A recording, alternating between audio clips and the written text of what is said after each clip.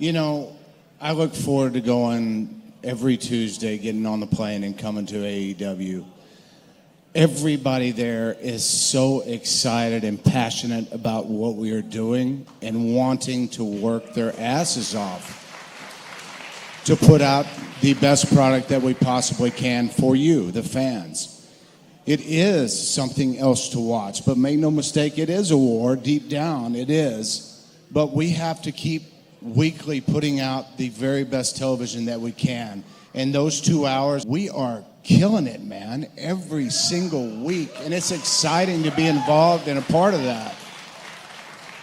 And I mean, the thing that a lot of people have talked about today on stage and backstage was the creative freedom.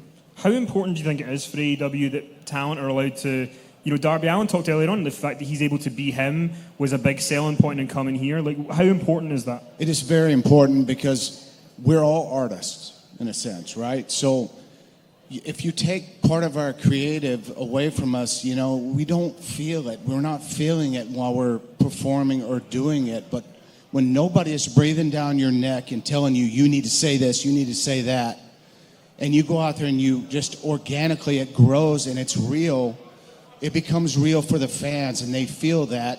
And you, deep down inside, you're like, wow, man, they didn't shackle me from expressing my true self here, and actually going out there and being artistic.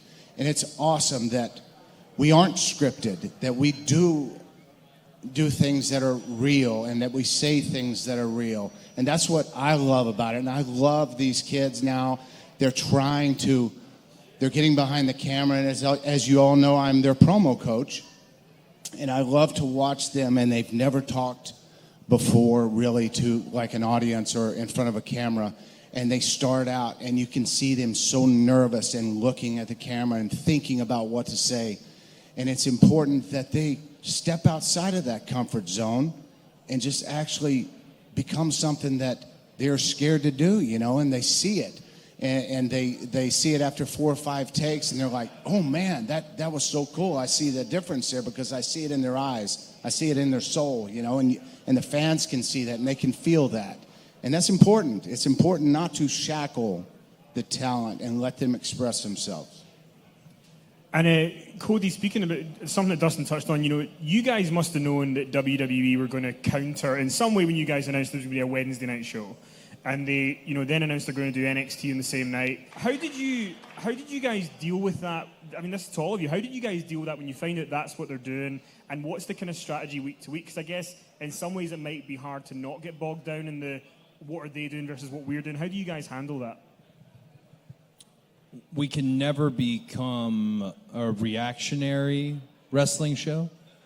I think that would lose I think if we become reactionary, we lose the whole identity of what people joined and what people signed up for when all the way back, dating back to All In, when they went all in on us and validated that we said, hey, this is real, it's going to happen, and then the next one, and the next one. So we can't be reactionary. Obviously, if you hear like, oh, they're going to use this big star and things of that nature, you don't want to be blind to it. But if we're reactionary, we're not doing the right thing, and then you start doing ratings ploys where we need to put this guy on here because this is on here, and that's not. We've just got to be AEW. There was a NXT on in the go position the other day, and I asked that it be turned off because it's not for us. And to their credit, I think the ratings were like 822 and 814 this week. A lot of people are watching wrestling on Wednesday nights. Yeah. And I think as long as we don't do reactionary, and as long as we have a focus on the new cast, and the new cast is guys like MJF and Darby Allin and Luchasaurus and Riho, and if we focus on the new cast, then we're just doing what we said we were going to do the whole last year, all these promises, and vastly, vastly important to me. I think we're going to keep cruising, and Wednesday nights are going to be destination television. I know that they put themselves up against us, but they were on Wednesday nights first, to be honest, on the network. Different, I'm going to stop talking because I don't know if have you guys come to a StarCast before? All right, well, everyone was briefed before we came out. The last 2 times, I have said some stupid stuff. And, it lives in infamy. Terrible one-liners. So I'm just trying to get through this one without any controversy. Just, I know. Do you want to just get your controversial comment out of the way now? I don't know what it is, though. What would I... I don't know what it is, but it'll probably happen. We'll get some controversy. It's you know what I'm saying? Yeah. I got to be careful, though. One of the things that you guys, and this is to everybody, one of the things that you guys have done differently is that it kind of feels that there's somebody for everybody. Like, if you're a young girl, you can look up to Riho. If you're, you want to fancy a younger guy, there's Sammy Guevara there who's in his 20s or whatever. There seems to be people for everybody. Is that a concerted effort? I was trying to kind of respect your direction you were going, but all I caught from that was that you fancy Sammy Guevara. No. Tell Kenny tell everybody the Sammy Guevara extra story. Yeah. Sammy Guevara, I'll try to make this brief. Justin Roberts was talking to me the other day, and he says, "Hey, did you ever talk to Sammy about the story when he had his WWE tryout?" I said, "No, why? Who cares?" And he's like, "Oh, well, he was real cocky and, went in there just balls to the wall and walked into Vince's office and said," and something about that did something in my mind. And I said, "Wait a minute, was I working there when he had his tryout?" And he said, "Yeah, definitely." I said, "Okay, hang on." Then I went and found Sammy. And I had said, "Hey, Sammy," I said, you had a WWE tryout. Was I working there when you did?" And he said, "Yeah." I said, "Did we meet backstage when you did?" And he said, "Oh, yeah." I said, "And I shook your hand, right?" And he said, "Yeah." And I said, "And then what did you do?" And he was like, "Oh, I shook your hand?" I said, "No, you winked at me. And you offended the hell out of me." And I remember, to this day, I was so pissed about that. Because why on earth would you just wink at the married lady backstage when you're this up-and-coming guy? I was so pissed. I talked to so many people about it. I was like, I shouldn't be pissed about this, right? But I'm really pissed. And so I was like, literally, you came up to me, did this, and he's like, "I'm so sorry. I probably did. And I didn't know, at that point in time, I didn't know that you were married." And I'm like, "Bullshit, dude. You just did that." Makes perfect sense, though. He shot his shot, if you know anything about Sammy Guevara. The Spanish god, right? He thinks. That's what he thinks. He's not even Spanish. 100%. He's not Hispanic. There's your line. He's not even Spanish. Not even That's Spanish. That's it. Yeah, I don't think he's Cuban, is he? Are you sure? Okay. He's half Cuban. Does he speak Spanish, though? Yeah, that's the thing. My mother's half Cuban, and she has a southern accent and doesn't understand Spanish. She makes those Sammys, though, those good Cuban Sammys. Yeah. Cuban Sammys? Yeah, well, whatever. Inside the Rhodes. Wow.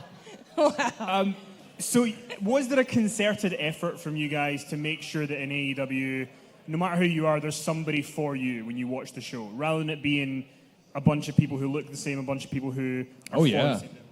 Yeah, that's the strategy, I suppose, is the biggest key to the success of AEW and its future success and where it goes is the old adage of talent getting over. That's what has to happen. It's not marketing. It's not the commercial space that Warner Media gives us. It's not. If the talent doesn't get over, the best production in the world cannot help them. So with that in mind, the seeds need to be laid for people to identify in all different people to identify in Nyla Rose, people to identify in Jungle Boy, people to identify, you have to identify with these people. It's just, So that's why we try to. I mean, if you look at what the world looks like today and how diverse and wonderful we can be, that's what a wrestling show representing the world should look like. All walks of life. That's how it's always, when done right, that's how wrestling should be. And I think we're trying to do that, and hopefully we're doing a good job at that. And Brandy, I wanted to ask you about Nyla Rose, because Nyla Rose has been a force in AEW so far, and there is that kind of minority that gives her and it's just really uncalled for. But there's such a great place for someone like her who can be a kind of pioneer in pro wrestling. Can you talk a little bit about signing Nyla Rose and her being in AEW?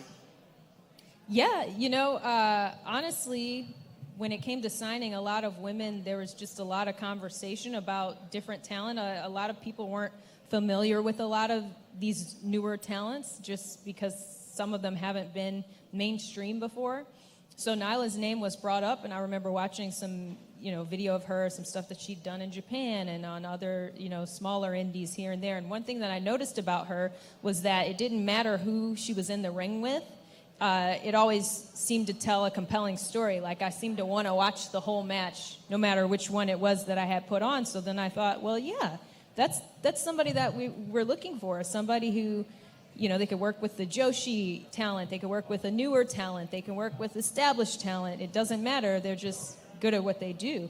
And then, enter Nyla, and the story has become what it's become now, with everybody, thinking that there are all these different motives as to why someone was hired or whatever. At the end of the day, she's a very skilled competitor, and she's done an amazing job. Her match that she had with Rio for the championship was one of the better matches I've ever seen in women's wrestling, period, end of story.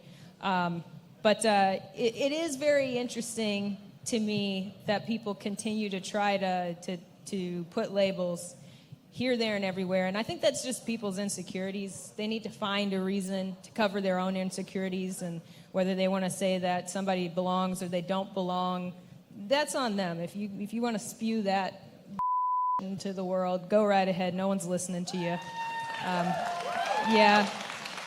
You can't take away from a competitor that they're a good competitor because you don't like something about them. She's good. Nyla Rose is doing excellent. Okay? And there are people out there that are doing what they do. Well, they can shove that stuff up their ass. Because this is AEW. We are different, and we are here to put on the best possible show each week that we can with all walks of life. And we're doing it every single week. So Nyla Rose, the native beast, is here to stay, and you've just begun to see her. So we got some big things planned for her.